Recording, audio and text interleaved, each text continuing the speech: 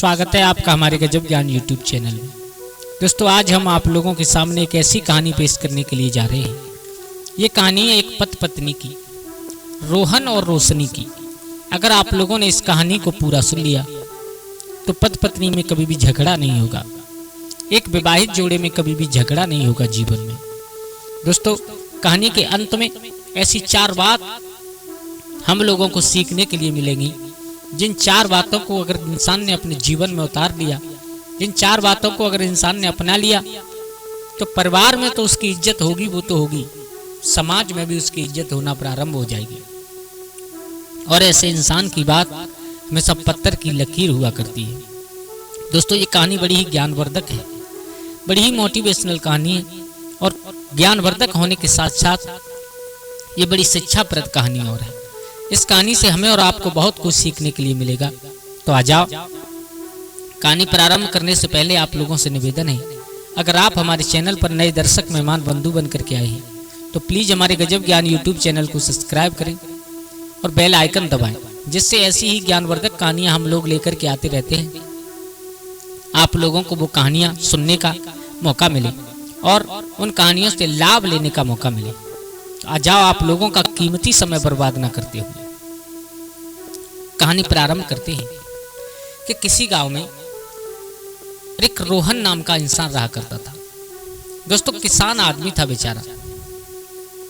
उसका विवाह हुआ, उस लड़की का नाम था रोशनी। बहुत सुंदर शील स्वभाव की लड़की थी और अपने पति से प्यार करना, अपने पति की सेवा करना, उस रोहन की हर एक बात मानना उस लड़की का रोजाना का नियम सा था। मेरे भैया, पति पत्नी रोहन और रोशनी बड़े ही प्यार से अपना जीवन व्यतीत कर रहे थे। लेकिन कहते हैं ना कि हंसते खेलते परिवार को किसी न किसी की नजर कहीं ना कहीं होकर के जरूर लग जाती है। रोहन का रोजाना का काम था कि अपने खेतों पर काम करता था। उसके पास में एक बैलों की जोड़ी थी, उस बैलों की जोड़ी से अपने खेत पर काम किया करता था और अपनी पत्नी का बड़े हर्ष उल्लास के साथ में उसका पालन कर रहा था। मेरे भैया, एक दिन पति पत्नी दोनों खेत पर गए हुए थे। रोहन अपने बैलों को हल में लगा करके खेत की जुताई कर रहा है और रोशनी खेत की मेड़ पर बैठी हुई देख रही है। तब तक क्या हुआ कि रोहन के कुछ मित्र थे, रोहन के कुछ दोस्त थे, बड़े ही कामचोर, निठल्ले और निकम्मे दोस्त थे। हाँ दोस्तों, तो रोहन के पास में गए, पत्नी दूर बैठी देख रही है तो रोहन से कहा है कि भाई, आप इस हल को ढीलिए, इन बैलों को इस हल से निकालिए और आप हमारे साथ चलिए। अब रोहन को क्या पता कहाँ ले जा रहे हैं। मेरे भैया, तो वो सब मित्र, वो सब लड़के और उस रोहन को अपने साथ लेकर के कहाँ, एक पेड़ के पास पहुंचे। उसी पेड़ के पास पहुंचे जिस पेड़ के नीचे पहले से जुआ हो रहा था। रोहन की पत्नी दूर बैठ करके देख रही है। अब कह भी कुछ नहीं सकती। क्यों नहीं कह सकती? क्योंकि वो एक बहुत सुंदर सुशील स्त्री थी और सुशील स्त्री का ये नियम होता है।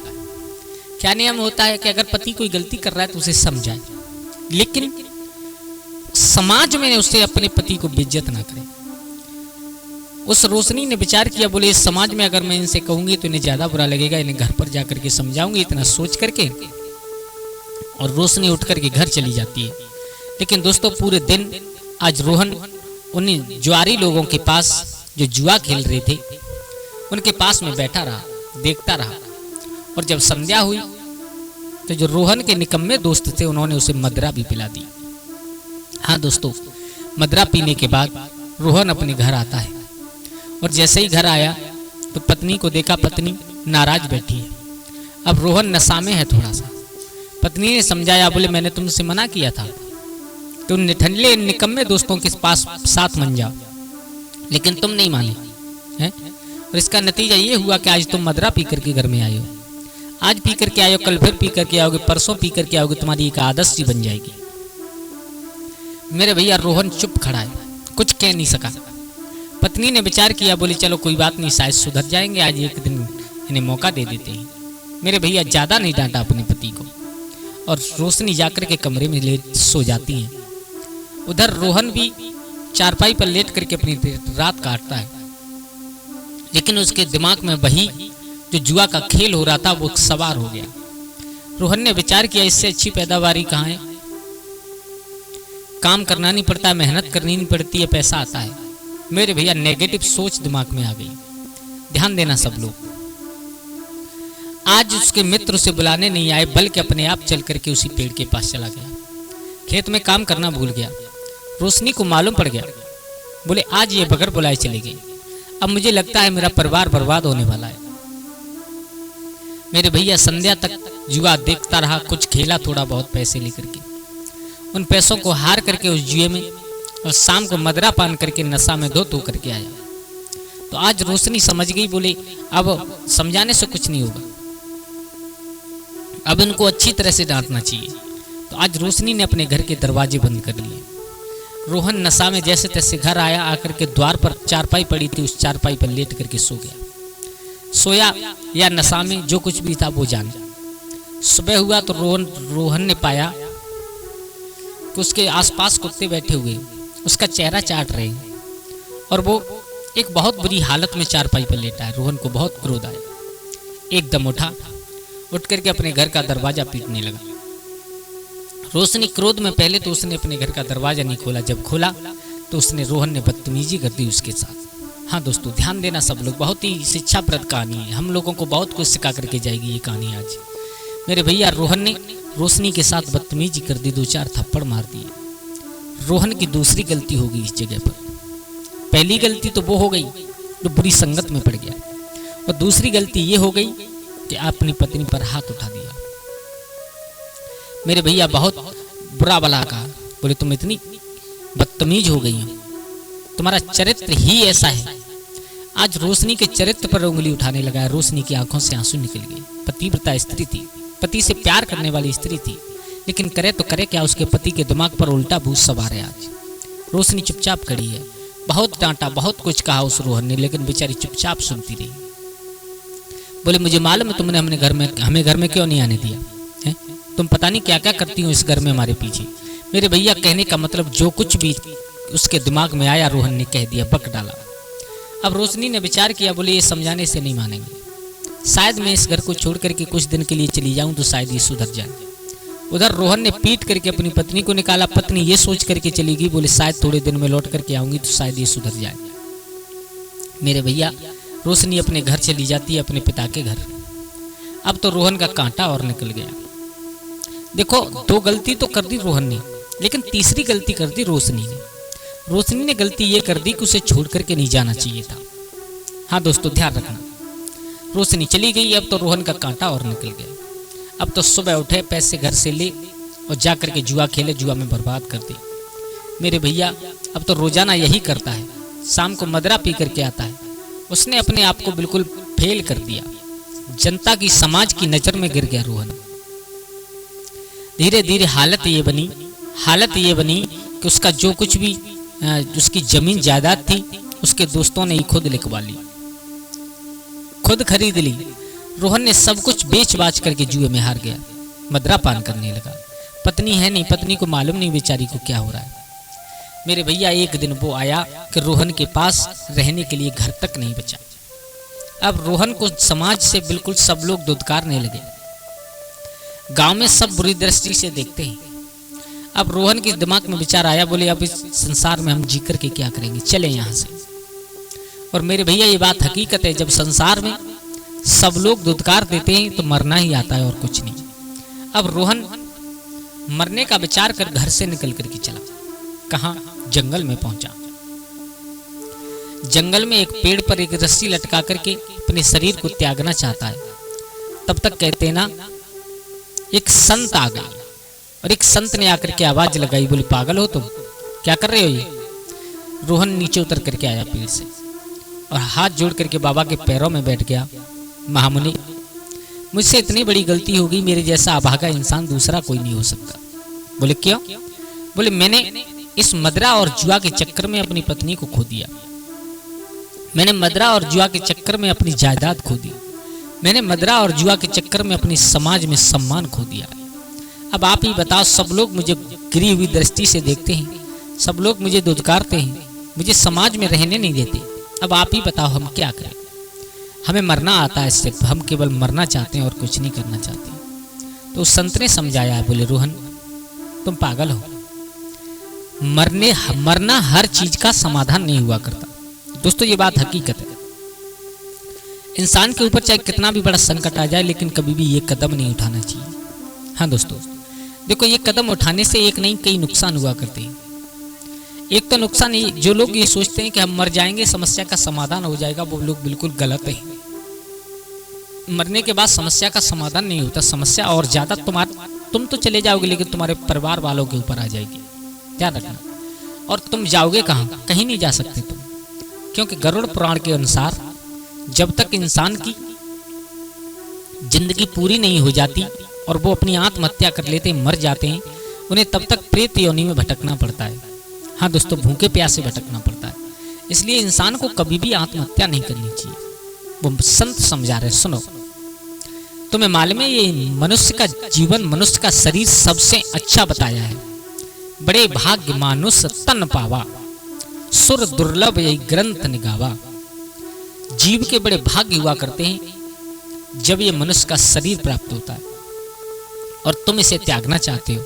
मुझे ऐसा लगता है तुम्हारे जैसा इस संसार में कोई पागल नहीं है।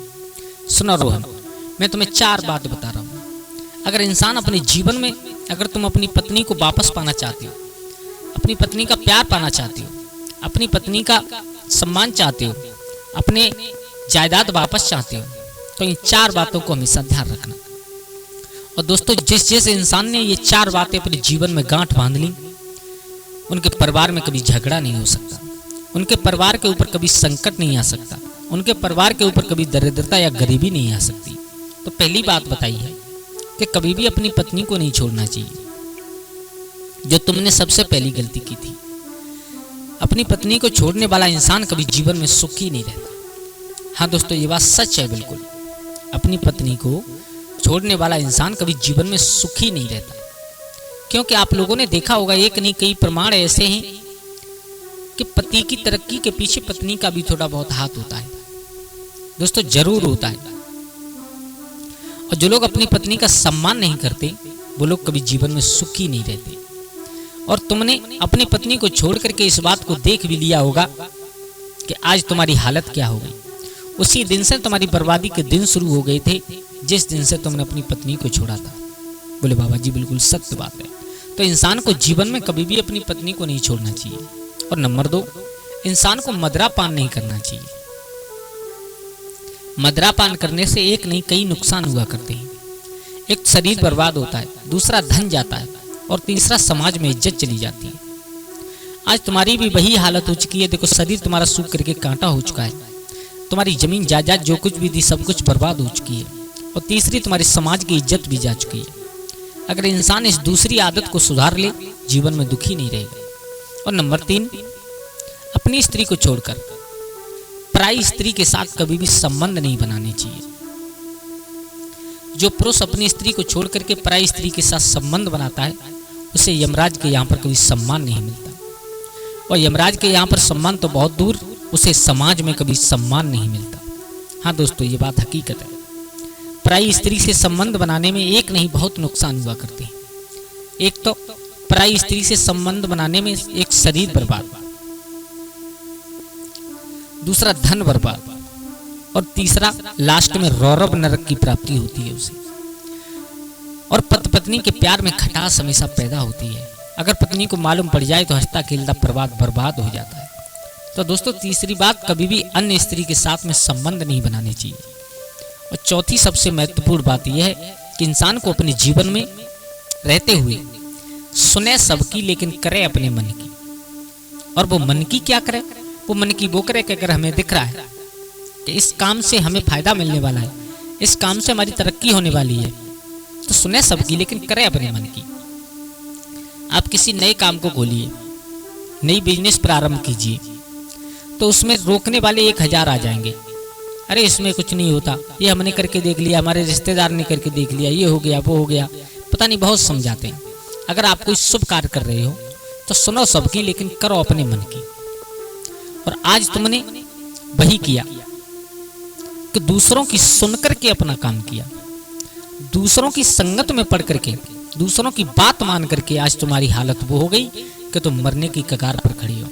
इसलिए रोहन, इंसान को जीवन में इन 4 बातों का पालन करना चाहिए, वो कभी जीवन में दुखी नहीं रहता। मेरे भैया, अगर तुम दोबारा अपना हंसता खेलता परिवार पहले जैसा लाना चाहते हो तो इन 4 चीजों को अपना लो। मेरे भैया, उसी दिन से रोहन ने अपने शरीर को स्वस्थ किया, मदिरा की आदत छोड़ी। मदिरा की आदत छोड़ने के बाद मेहनत करना प्रारंभ किया। मेहनत करने के बाद अपना घर बनाया। घर बनाने के बाद बड़ी इज्जत के साथ में अपनी ससुराल से अपनी पत्नी को लेकर के आया और वही पुराने दिन दोबारा रोहन के पास लौट आए। तो दोस्तों, कैसी लगी आप लोगों को हमारी ये कहानी? अगर अच्छी लगी हो तो प्लीज अपने परिवार और दोस्तों के साथ में जरूर शेयर करें और एक प्यारा सा कमेंट लिख करके जरूर जाएं। दोस्तों, आज के लिए बस इतना ही। कल फिर मिलते हैं किसी एक नई कहानी, एक नई चर्चा के साथ। तब तक के लिए सभी लोग आनंदित रहें, खुश रहें। जय श्री राधे, जय श्री राम।